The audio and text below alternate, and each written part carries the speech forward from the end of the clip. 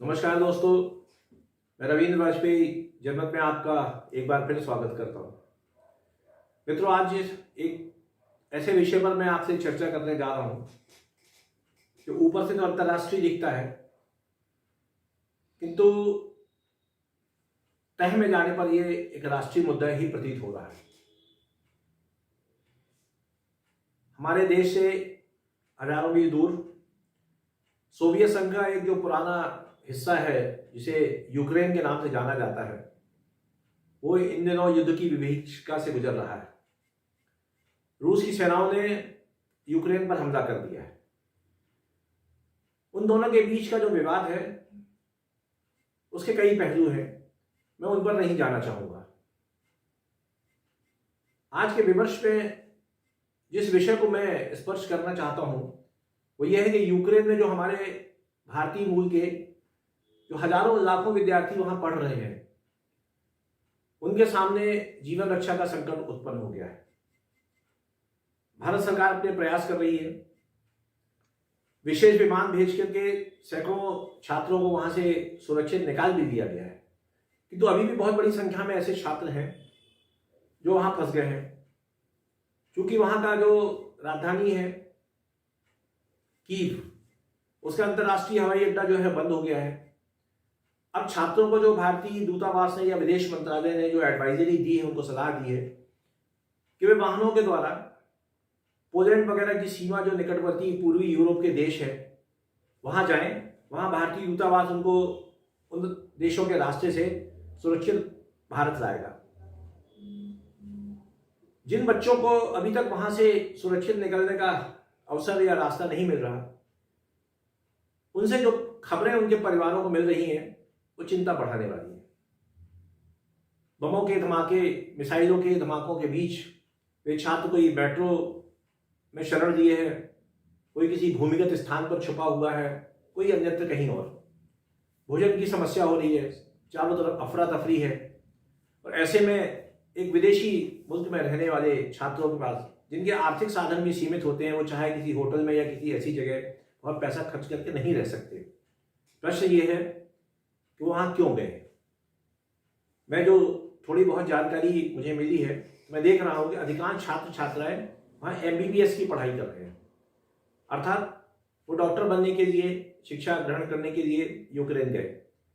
केवल यूक्रेन ही नहीं जाते हमारे छात्र मेडिकल की शिक्षा लेने।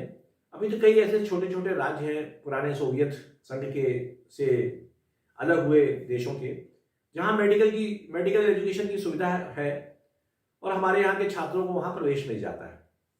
वैसे दुनिया में कई ऐसे देश हैं जो अपनी यूनिवर्सिटीज, अपने कॉलेजेस का प्रचार करते हैं और एक तरह का उनका बिजनेस है, व्यवसाय है, और वो विदेशी छात्रों को आमंत्रित करते हैं।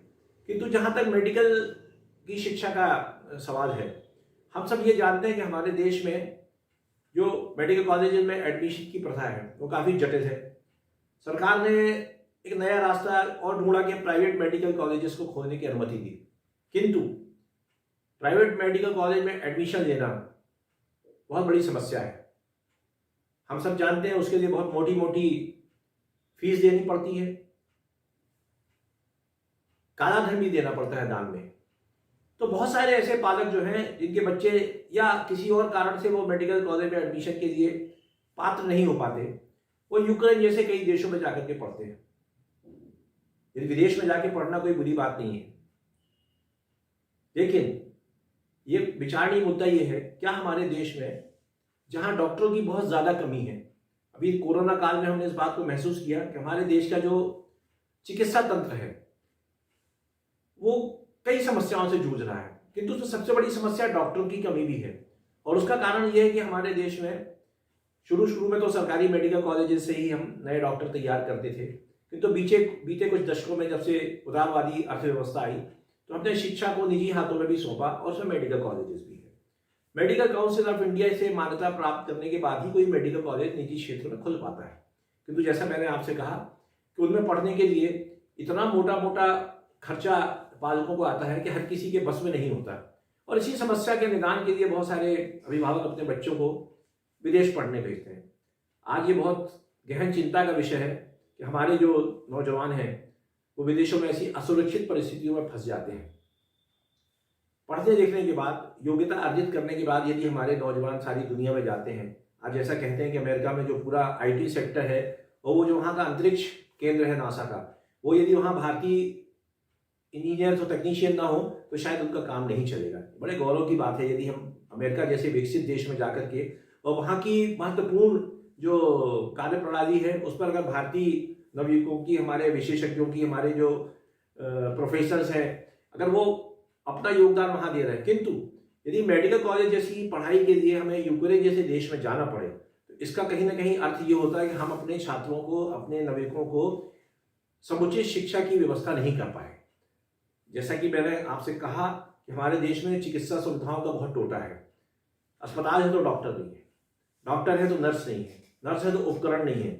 कोरोना काल में केंद्र और राज्य सरकारों ने इस बात को गंभीरता से महसूस किया कि हमें अपने चिकित्सा तंत्र में भी एक क्रांतिकारी कदम उठाने की आवश्यकता है।